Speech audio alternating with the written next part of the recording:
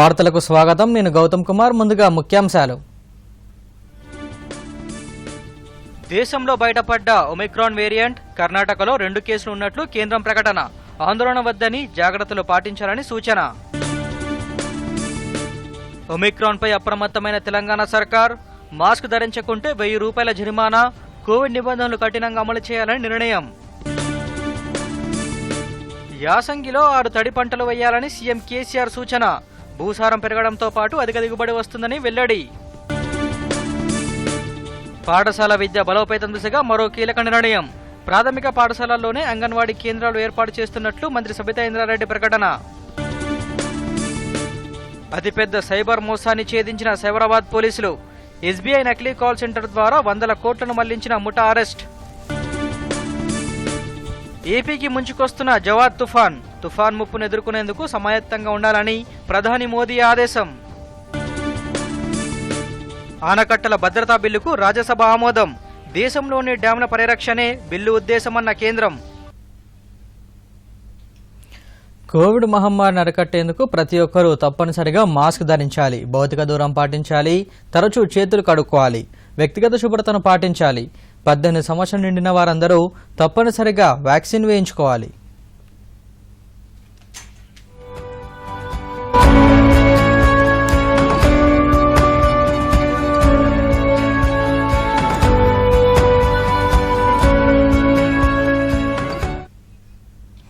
ఇక వివరాలు.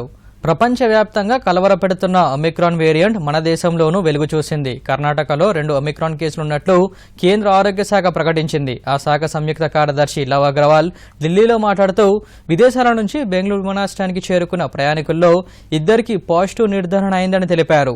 జీనోమ్ సీక్వెన్సింగ్లో వారికి ఒమిక్రాన్ వేరియంట్ సోకినట్లు తేలిందన్నారు. ఆ 2 వ్యక్తుల ప్రైమరీ, సెకండరీ కాంటాక్ట్లను గుర్తించి వారికి కోవిడ్ పరీక్షలు నిర్వహిస్తున్నట్లు తెలిపారు. ఈ విషయంలో ప్రజలు ఆందోళన చెందవద్దని, అయితే అప్రమత్తంగా ఉండాలని సూచించారు. మాస్క్ ధరించడం వంటి కోవిడ్ నిబంధనలు తప్పనిసరిగా పాటించాలని లవ్ అగ్రవాల్ పేర్కొన్నారు. इसमें से एक केस 66 साल के एक मेल है, दूसरा केस 46 साल के एक मेल है।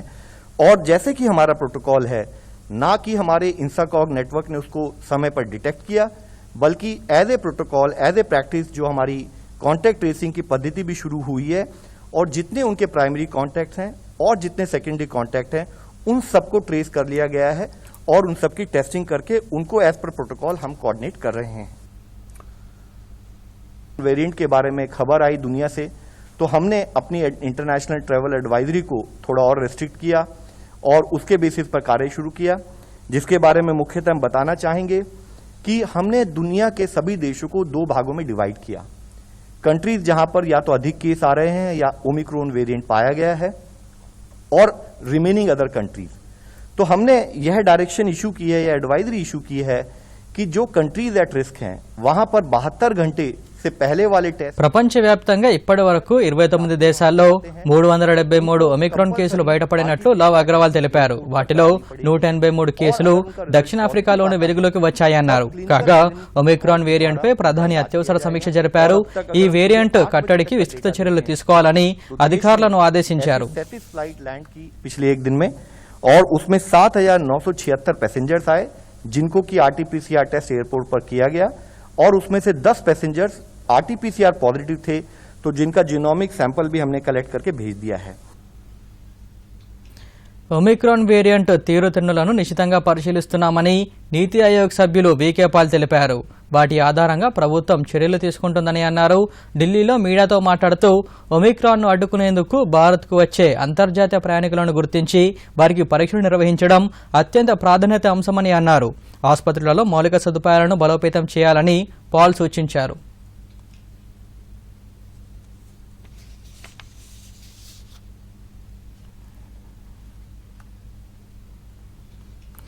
కోవిడ్ కొత్త వేరియంట్ ఒమిక్రాన్ పై రాష్ట్ర ప్రభుత్వం అప్రమత్తమైంది. బ్రిటన్ నుంచి శంషాబాద్ విమానాశ్రయానికి వచ్చిన మహిళకు కరోనా పాజిటివ్గా నిర్ధారణ అయిందని రాష్ట్ర ప్రజారోగ్య సంచాలకులు శ్రీనివాసరావు వెల్లడించారు.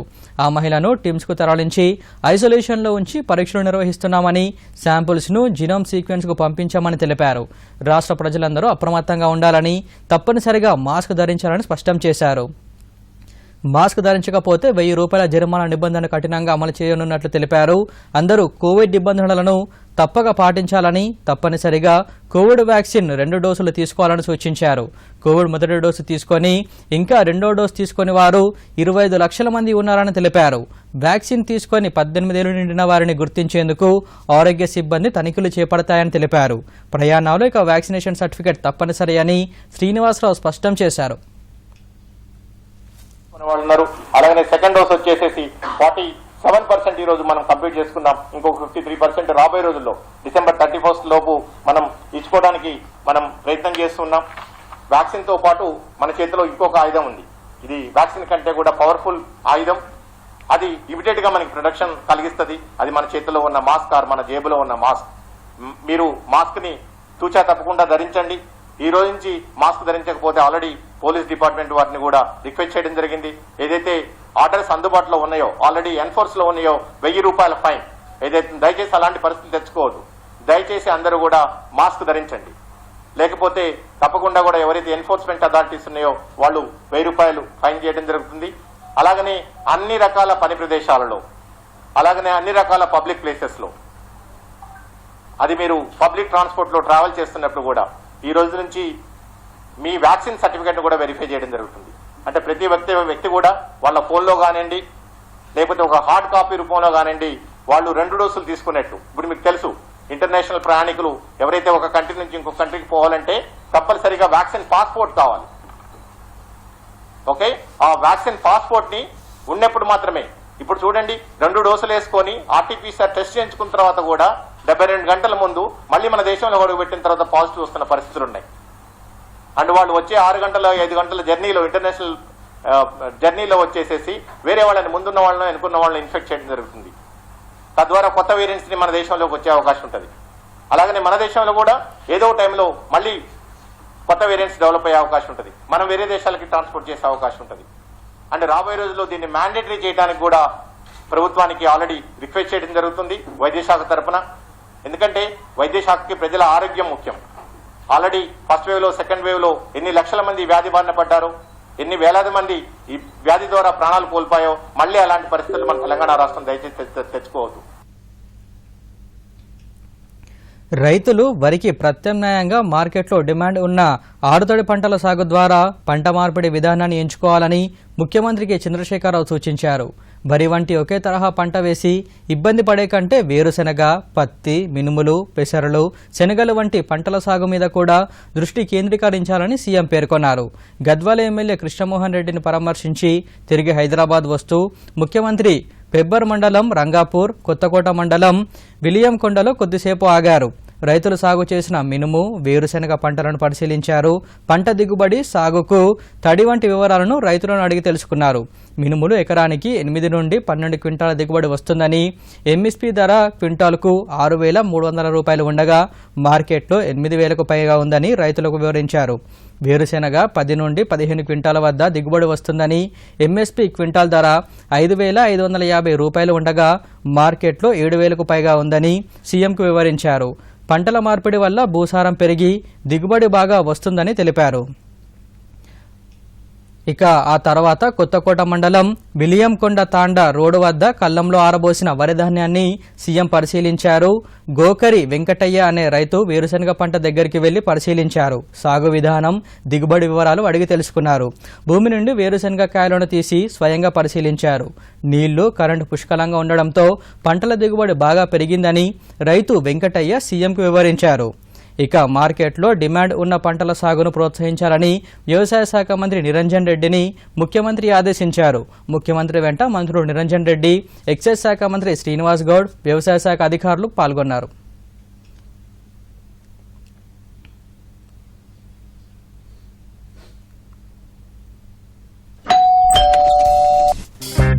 గిఫ్ట్ వచ్చింది. వారే వా, లెజెండ్ బ్యాట్ ఇది. దీంతో నేను ఆడతాను. అరే, ఫ్యూచర్ బ్యాటింగ్ లెజెండ్ నేను. దీని మీద ఎవరి పేరు రాసుంటే బ్యాట్ వాళ్ళకే దొరుకుతుంది. అరే యార్, చూసారా, దీని మీద నా పేరు రాసుండకపోతే ఎంత గొడవ అయిపోయేదో. అందుకే ఆర్బీఐ ఉంటుంది, బ్యాంక్ అకౌంట్ అయినా బ్యాంక్ లాకర్ అయినా మీరు కూడబెట్టిన డబ్బు మీరు నిర్ణయించిన వారికే అందేందుకు అందులో నామినీ పేరు తప్పకుండా నమోదు చేయండి. ఆర్బీఐ ఉంటుంది, విషయాలు తెలుసుకోండి, జాగరూకంగా ఉండండి. పాఠశాల విద్యను బలోపేతం చేసే లక్ష్యంతో ప్రాథమిక పాఠశాలలో అంగన్వాడీ కేంద్రాలు నిర్వహించాలని నిర్ణయించినట్లు రాష్ట్ర విద్యాశాఖ మంత్రి సబితా ఇంద్రారెడ్డి తెలిపారు. ప్రభుత్వ పాఠశాలల్లో 3 నుంచి 6 విద్యార్థులకు అంగన్వాడీల ద్వారా నర్సరీ విద్యను అందించేందుకు ఈ నిర్ణయం తీసుకున్నట్లు మంత్రి తెలిపారు. అంగన్వాడీ కేంద్రాలు, ప్రభుత్వ ప్రాథమిక పాఠశాలల సంయుక్త నిర్వహణపై మంత్రి సత్యవతి రాథోడ్తో కలిసి సబితా ఇంద్రారెడ్డి ఉన్నతాధికారులతో సమీక్ష నిర్వహించారు. అంగన్వాడీ కేంద్రాలు కేవలం పౌష్టికాహారం అందించడానికే పరిమితం కాకూడదని మంత్రి అన్నారు. ఈ కేంద్రాల్లో నర్సరీ, ఎల్కేజీ, యూకేజీ విద్యను అందిస్తూ చిన్నారులను పాఠశాలలకు సమాయత్తం చేయాలని, దీనివల్ల మధ్యలో బడి మానేసే వారి సంఖ్య తగ్గుతుందని అభిప్రాయపడ్డారు. అంగన్వాడీల నిర్వహణపై త్వరలో ప్రత్యేక డ్రైవ్ చేపట్టనున్నట్లు విద్యాశాఖ మంత్రి సబితా ఇంద్రారెడ్డి తెలిపారు. ప్రపంచ ఉత్తమ పర్యాటక గ్రామం అవార్డును భూదాన్ పోచంపల్లి అందుకుంది. స్పెయిన్ రాజధాని మాడ్రిడ్లో జరిగిన world tourism organisation general assembly 24వ సమావేశంలో ఈ అవార్డును అందజేశారు. భారత్ తరపున స్పెయిన్లోని భారత రాయబార కార్యాలయం కార్యదర్శి సుమన్ శేఖర్ అవార్డును అందుకున్నారు. వర్చువల్గా అవార్డు ప్రదానోత్సవాన్ని మంత్రి శ్రీనివాస్ గౌడ్ వీక్షించారు. ఐక్యరాజ్య సమితి అనుబంధ సంస్థ అయిన వరల్డ్ టూరిజం ఆర్గనైజేషన్ నిర్వహించిన ప్రపంచ ఉత్తమ పర్యాటక గ్రామం పోటీలో భారత్ నుంచి 3 గ్రామాలు ఎంపికవగా భూదాన్ పోచంపల్లి ప్రథమ స్థానంలో నిలిచింది.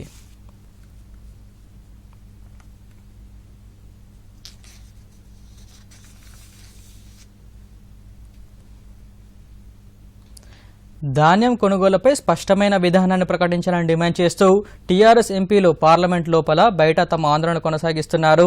ఈ ఉదయం ఉభయ సభల్లో టీఆర్ఎస్ ఎంపీలు సభ కార్యకలాపాలను అడ్డుకున్నారు. పోడియం వద్దకు వెళ్లి ప్లకార్డులు ప్రదర్శించారు. ఈ సందర్భంగా లోక్సభలో నామా నాగేశ్వరరావు మాట్లాడుతూ తెలంగాణ వరి రైతుల అంశాన్ని పరిశీలించాలని కేంద్రాన్ని డిమాండ్ చేశారు.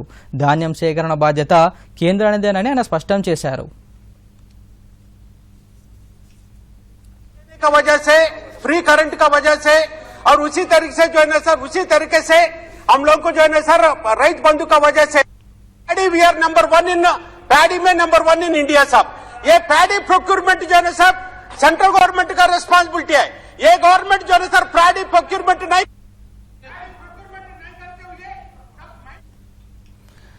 ఆనకట్టల భద్రతా బిల్లు రాజ్యసభలో గట్టెక్కింది. సుదీర్ఘ చర్చ తర్వాత మూజువాని ఓటుతో సభ ఆమోదం పొందింది. బిల్లును సెలెక్ట్ కమిటీకి పంపే ప్రతిపాదనతో పాటు సభ్యులు సూచించిన పలు సవరణలు తిరస్కరించబడ్డాయి. ఇప్పటికే ఈ బిల్లు 2 ఏళ్ల కిందటే లోక్సభలో ఆమోదం పొందింది. బిల్లు ప్రవేశపెట్టిన జలవనరుల శాఖ మంత్రి గజేంద్ర సింగ్ షేకావత్ మాట్లాడుతూ దేశంలోని డ్యాంలలో 25% 50 ఏళ్లకు పైబడినవేనని, డ్యాంల రక్షణ అత్యంత ప్రాధాన్యతతో కూడిన అంశమని పేర్కొన్నారు. 90% పైగా డ్యాములు అంతర్రాష్ట్ర నదులపై ఉండడం వల్ల డ్యాంకు నష్టం జరిగితే కింద రాష్ట్రాలు భారీగా నష్టపోయే అవకాశం ఉంటుందన్నారు. ఈ బిల్లు ద్వారా విద్యుత్ ఉత్పత్తి, డ్యాంల నిర్వహణ, నీటిపై యాజమాన్యం తదితర అంశాలకు సంబంధించి రాష్ట్రాల హక్కును హరించే ఉద్దేశం కేంద్రానికి లేదని షేకావత్ స్పష్టం చేశారు. विभिन्न स्टेट्स पर और न केवल मानव पर अपितु पूरी complete flora and riverine structure पर उसका प्रभाव पड़ता है. ऐसे में निश्चित ही बांधों की सुरक्षा और उचित रखरखाव का मुद्दा वो अंतर्राज्यीय विषय बनता है. माननीय सभापति महोदय, केंद्रीय जल आयोग ने अब तक जो पानी अब तक जो बांधों की विफलता देश में हुई है, ऐसी रजिस्टर्ड घटनाएं वो लगभग 42 के आसपास है. अभी हाल ही में अन्नामला बांध safety bill is the need of the hour. Dam safety బిల్లుపై జరిగిన చర్చలో పాల్గొన్న విజయసాయిరెడ్డి కేంద్రానికి పలు సూచనలు చేశారు. డ్యాంల నిరంతర పర్యవేక్షణకు యంత్రాంగం ఉండాల్సిందేనన్నారు. ప్రతి డ్యాంకు సేఫ్టీ యూనిట్ ఉండేలా చూడాలని కోరారు. They do not suffer, these old dams should not suffer any breach or cause damage to the life and property, and proper monitoring mechanism is very much essential, sir. Sir, fixing the responsibility. And according to me, dam owners are responsible for safe construction, operation, maintenance and supervision of the respective dam. There has to be, my suggestion in this regard would be, they must provide a dam safety unit for each dam, whether central government does it or respective dam owner does it, but what the need is, dam safety unit for each of the dam is very much required. దేశంలో Covid పరిస్థితులపై లోక్సభ ఈరోజు చర్చ చేపట్టింది. 193 నిబంధన కింద చేపట్టిన ఈ చర్చను శివసేన పార్టీకి చెందిన సునాయక్ రౌత్ ప్రారంభించారు. చర్చలో పలువురు సభ్యులు పాల్గొని తమ అభిప్రాయాలు వ్యక్తం చేశారు. కాంగ్రెస్ నుండి గౌరవ్ గొగై, డీఎంకే సభ్యులు సెంధిల్ కుమార్, వైఎస్ఆర్ కాంగ్రెస్ నుంచి మాధవి, టీడీపీ తరపున జయదేవ్ గల్లా, ఎంఐఎం నుంచి అసదుద్దీన్ ఓవైసీ ప్రసంగించారు. ఈ సందర్భంగా స్పీకర్ ఓం బిర్లా మాట్లాడుతూ ఒమిక్రాన్ వేరియంట్ బయటపడిన వేళ సరైన సమయంలో కోవిడ్పై చర్చను చేపట్టామన్నారు. ఆజాదీ కా అమృత్ మహోత్సవాల్లో భాగంగా దేశంలో ప్రాముఖ్యత ఉన్న 75 ప్రదేశాలను గుర్తించి పర్యాటక కేంద్రాలుగా ప్రభుత్వం అభివృద్ధి చేస్తుందని కేంద్ర పర్యాటక సాంస్కృతిక శాఖ మంత్రి కిషన్ రెడ్డి తెలిపారు. ఈ కేంద్రాలలో అంతర్జాతీయ ప్రమాణాల మేరకు సదుపాయాలను అభివృద్ధి చేసి విమానాశ్రయాలతో అనుసంధానం చేస్తామని తెలిపారు. ఢిల్లీలో జరిగిన ఒక కార్యక్రమంలో టూర్ ఆపరేటర్లు, ట్రావెల్ ఏజెంట్లకు చెక్కులు, రుణాల మంజూరీ పత్రాలను అందజేస్తూ మంత్రి ఈ విషయం తెలిపారు. ఈ సందర్భంగా మంత్రి మాట్లాడుతూ ప్రధానమంత్రి ఆదేశాల మేరకు కోవిడ్తో ఆర్థికంగా దెబ్బతిన్న పర్యాటక రంగంలోని టూర్ ఆపరేటర్లు, ట్రావెల్ ఏజెంట్లను ఆదుకుంటున్నామని తెలిపారు. పర్యావరణ, గ్రామీణ, ఆక్వా టూరిజంలను ప్రోత్సహించేందుకు ఇతర శాఖలతో కలిసి పనిచేస్తున్నట్లు కేంద్ర మంత్రి తెలిపారు. స్వదేశీ దర్శన్ పథకం కింద పర్యాటక కేంద్రాల వద్ద మౌలిక సదుపాయాలను అభివృద్ధి చేసేందుకు గత 7 ఏళ్లలో 5,000కు పైగా ఖర్చు చేసినట్లు కిషన్ రెడ్డి తెలిపారు. రష్యా అధ్యక్షుడు వ్లాదిమిర్ పుతిన్ ఈ నెల 6వ తేదీన భారత్లో పర్యటిస్తారని విదేశాంగ శాఖ తెలిపింది. ఢిల్లీలో జరిగే 21వ భారత్ రష్యా వార్షిక సదస్సులో పాల్గొంటారని ఆ శాఖ అధికార ప్రతినిధి అరిందమ్ బాగ్చి మీడియాకు తెలిపారు. ఒక్కరోజు పర్యటనలో భాగంగా పుతిన్ పలు సమావేశాలలో కూడా పాల్గొంటారని తెలిపారు. పుతిన్తో ప్రధాని మోదీ ద్వైపాక్షిక చర్చలు నిర్వహిస్తారన్నారు. పుతిన్, మోదీ సమావేశం సందర్భంగా ఇరు దేశాల విదేశాంగ, రక్షణ మంత్రులు ఢిల్లీలో జరిగే మొట్టమొదటి 2+2 డైలాగ్లో పాల్గొంటారని అరిందమ్ బాగ్చి తెలిపారు. Intergovernmental Commission it's called the Military Technical Commission, I think, in the morning, while External Affairs Minister will have a bilateral meeting with his counterpart, Russian Foreign Minister, His Excellency Mr. Sergei Lavrov. These meetings will be followed by the first meeting, the inaugural meeting of the newly instituted 2+2 dialogue mechanism at the level of the foreign and defense ministers. Both ministers are expected to discuss bilateral, regional and international political and defense issues within this format. As you know, we have with very few countries. In the afternoon, the 21st India-Russia Annual Summit will be held, and we look forward to welcoming President Putin to New Delhi for this summit. As I have said earlier, the leaders will review the state and prospects of bilateral relations and discuss ways to further strengthen the strategic partnership between the two countries.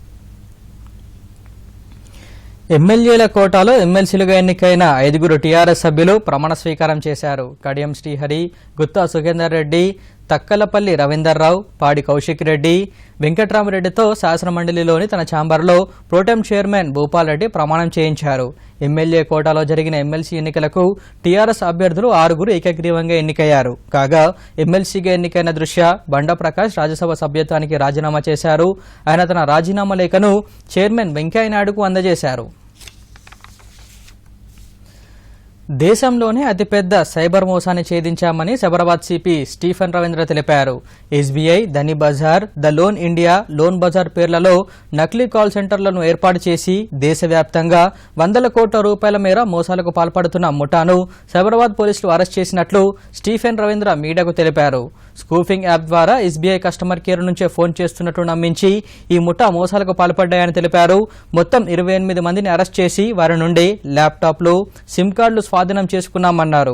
ఢిల్లీలోని ఉత్తమ్ నగర్లో SBI నకిలీ call centre ఏర్పాటు చేసి నిందితులు గత ఏడాదిగా 33,000 calls చేసి కోట్ల రూపాయల నిధులను తమ అకౌంట్లకు మళ్లించారని తెలిపారు. ఈ ముఠాపై దేశవ్యాప్తంగా 209 కేసులు నమోదైనట్లు స్టీఫెన్ రవీంద్ర తెలిపారు.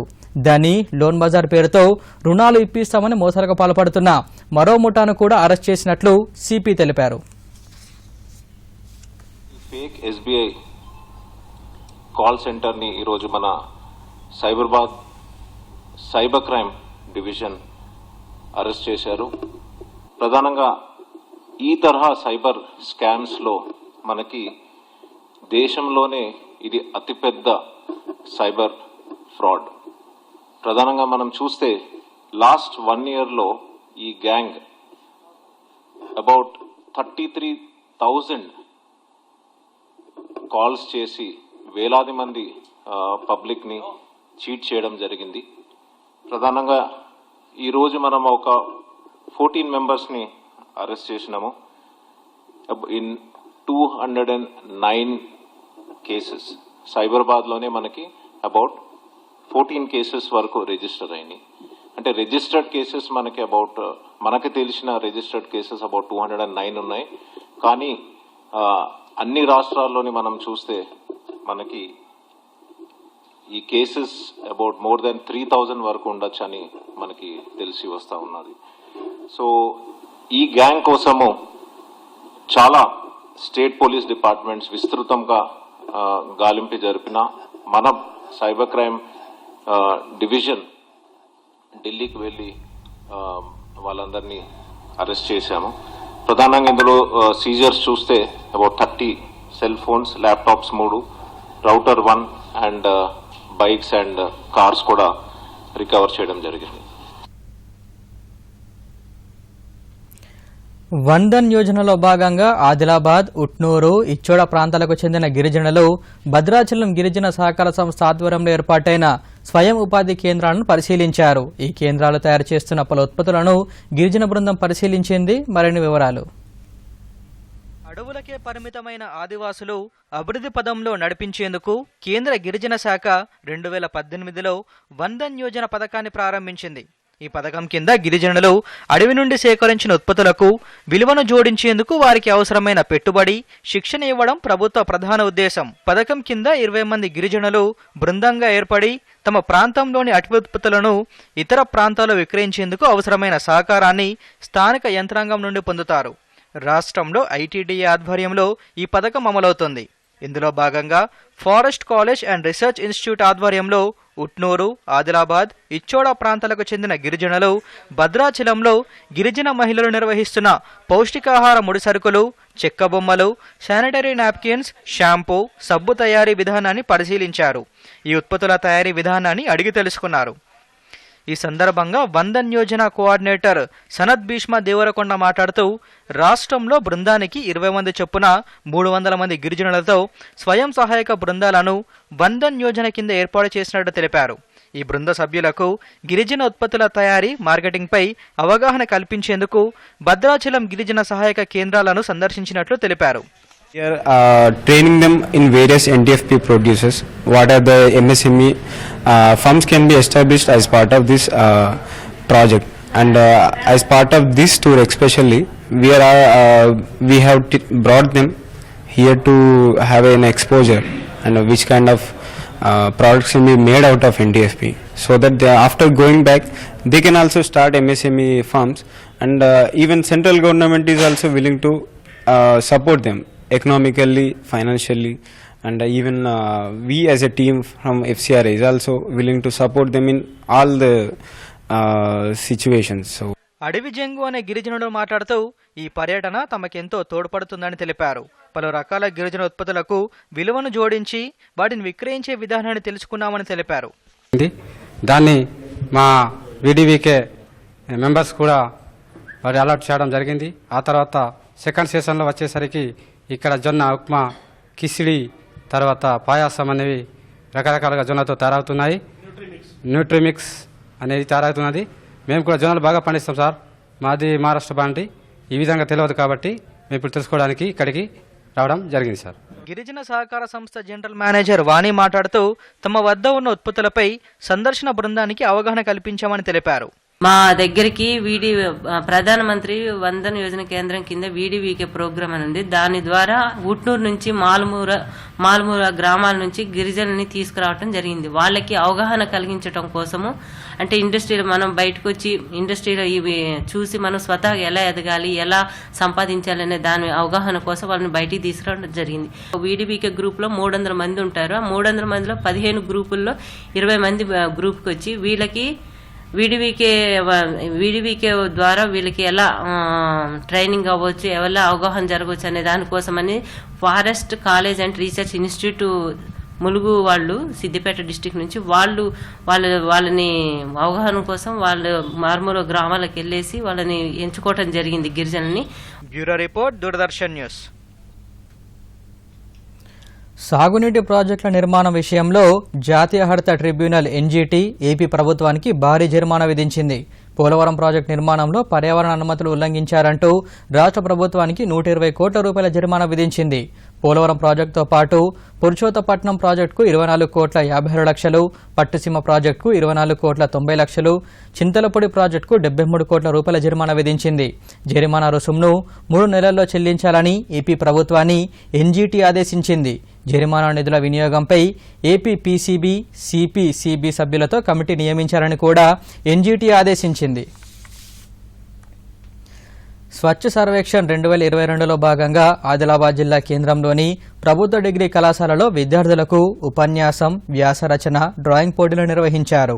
తడి పొడి చెత్త, ప్లాస్టిక్ రహిత సమాజం, పర్యావరణ పరిరక్షణ, మొక్కల పెంపకం తదితర అంశాలపై నిర్వహించిన పోటీలలో 200 మంది విద్యార్థులు పాల్గొన్నారు.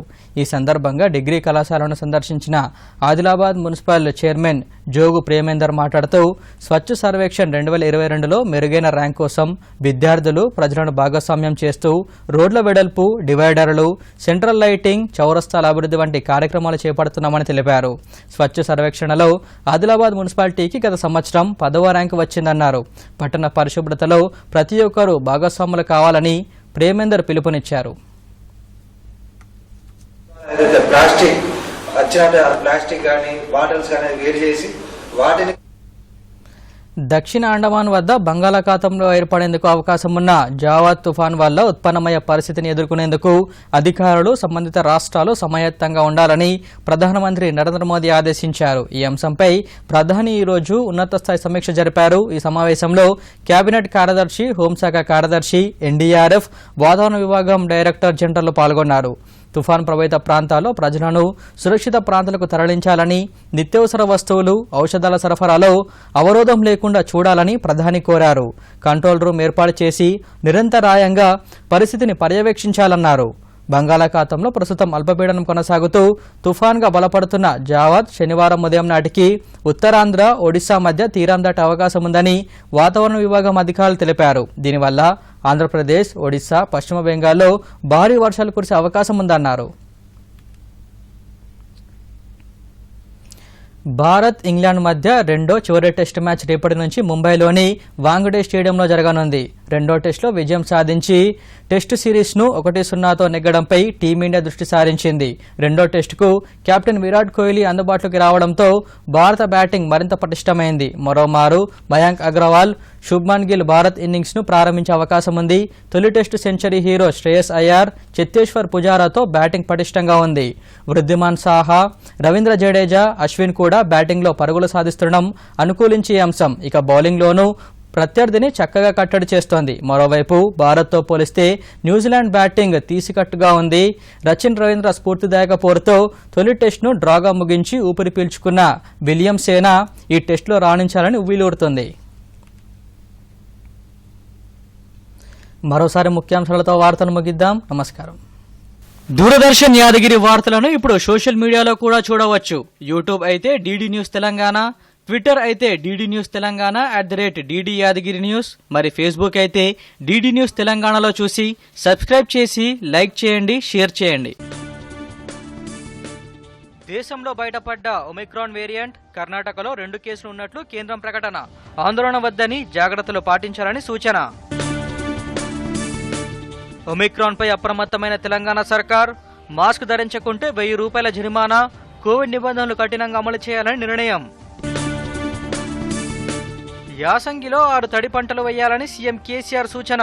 భూసారం పెరగడంతో పాటు అధిక దిగుబడి వస్తుందని వెల్లడి. పాఠశాల విద్య బలోపేతం దిశగా మరో కీలక నిర్ణయం. ప్రాథమిక పాఠశాలల్లోనే అంగన్వాడీ కేంద్రాలు ఏర్పాటు చేస్తున్నట్లు మంత్రి సబితా ఇంద్రారెడ్డి ప్రకటన. అతిపెద్ద సైబర్ మోసాన్ని ఛేదించిన సైబరాబాద్ పోలీసులు. ఎస్బీఐ నకిలీ కాల్ సెంటర్ ద్వారా 100 కోట్లను మళ్లించిన ముఠా అరెస్ట్. ఏపీకి ముంచుకొస్తున్న జవాద్ తుఫాన్ ముప్పును ఎదుర్కొనేందుకు సమాయత్తంగా ఉండాలని ప్రధాని మోదీ ఆదేశం. ఆనకట్టల భద్రతా బిల్లుకు రాజ్యసభ ఆమోదం. దేశంలోని డ్యాంల పరిరక్షణే బిల్లు ఉద్దేశమన్న కేంద్రం.